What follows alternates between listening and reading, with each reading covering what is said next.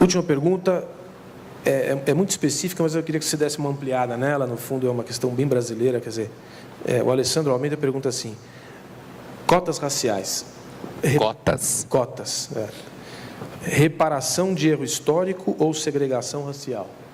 Amplia essa questão para cotas em geral e se você puder, contextualiza na nossa situação contemporânea. Olha, assim, primeiro tem estudos nos Estados Unidos de universidades já comparativos. O meu colega João Pereira Coutinho já deu isso pelo menos 2 vezes na coluna dele, mostrando desenvolvimentos, diferenças entre universidades que assumiram cotas raciais nos Estados Unidos e universidades que não assumiram cotas raciais nos Estados Unidos, e o resultado da população, por exemplo, negra americana,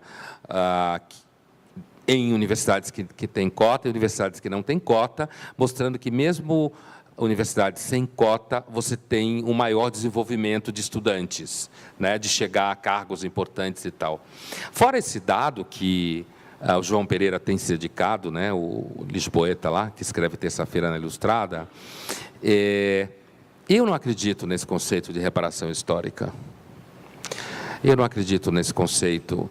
Por exemplo, eu acho que esse é um conceito que existe para criar burocracia, alimentar ressentimento. Por exemplo, no caso dos índios, por exemplo, acho que os índios têm que ser assimilados ao Brasil, igual a todo mundo.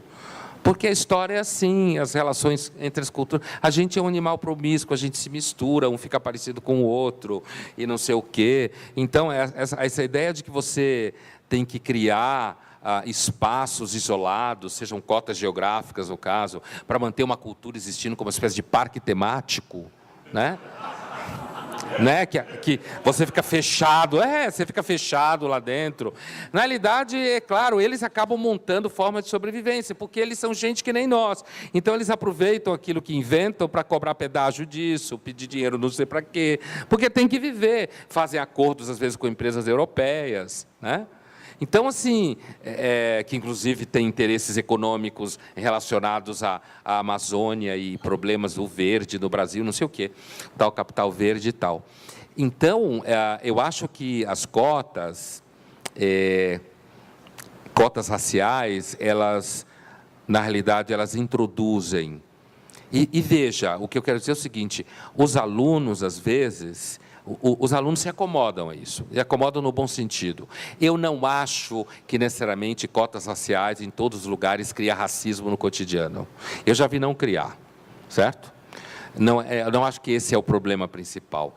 Eu acho que o problema principal é, primeiro, porque ela fere a lógica do mérito, que é uma das poucas coisas que a gente precisa levar em conta. O conceito de mérito e a relação com mérito. E depois ela está baseada num conceito que me parece podre, uma metafísica podre, que é a ideia de que você tem que ficar reparando o que aconteceu historicamente. Eu lembro que na Flip, de uns 2 anos atrás, o João Pereira estava aqui, quando a gente estava lançando Porque Virei à Direita, lá na Casa Folha, e a gente participou de uns debates, e na hora dele... teve um sujeito que estava na plateia que virou para ele e cobrou dele reparação pela colonização, porque ele é português, né? E, assim, ele deu uma resposta que um amigo meu, professor de Sevilha, tinha dado para uma brasileira em Sevilha uma vez, sobre Cortés, que foi assim: olha, se a gente entrar nessa matemática, então nós vamos levar embora a civilização também, já que foi nós que trouxemos, né? Então, assim, entra numa discussão que parece uma conversa de doido, isso daí, reparação pela colonização.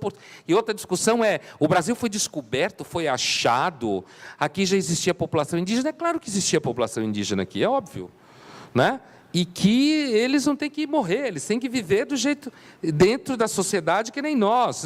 E também essa coisa, não, é racista, é exterminista, sei lá, e fica tentando colar a ideia de que quando você diz, não, todo mundo deve ser igual perante a lei.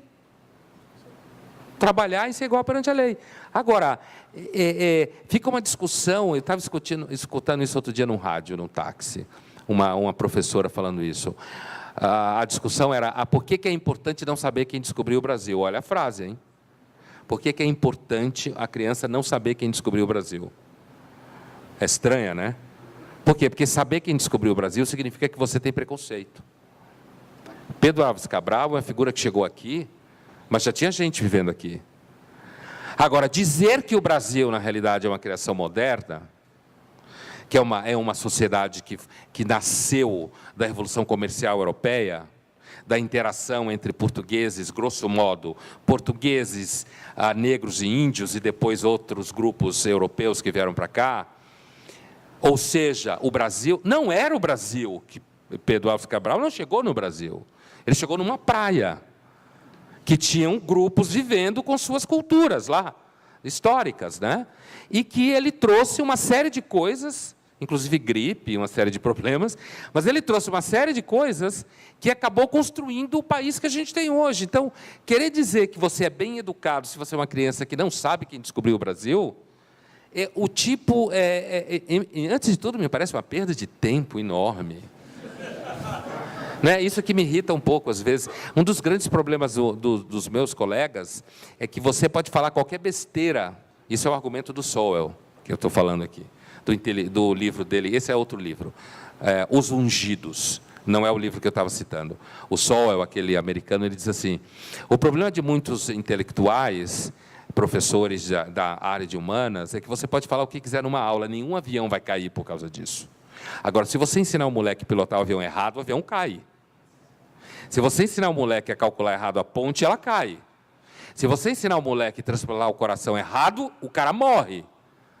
Agora, você pode dizer que a sociedade justa é assim, que a sociedade do futuro é assado, que você deve discutir exatamente se a pessoa ela é assim, ou ela é construída assim, ou é a sociedade que constrói, 20% dela, 73% da sociedade, 17% da cultura, e aí você fica e gasta um tempo, e eu acho que um dos grandes desserviços dessa cultura toda de esquerda aí é transformar nós intelectuais em seres anóditos, completamente anódinos e meio anêmicos, sabe?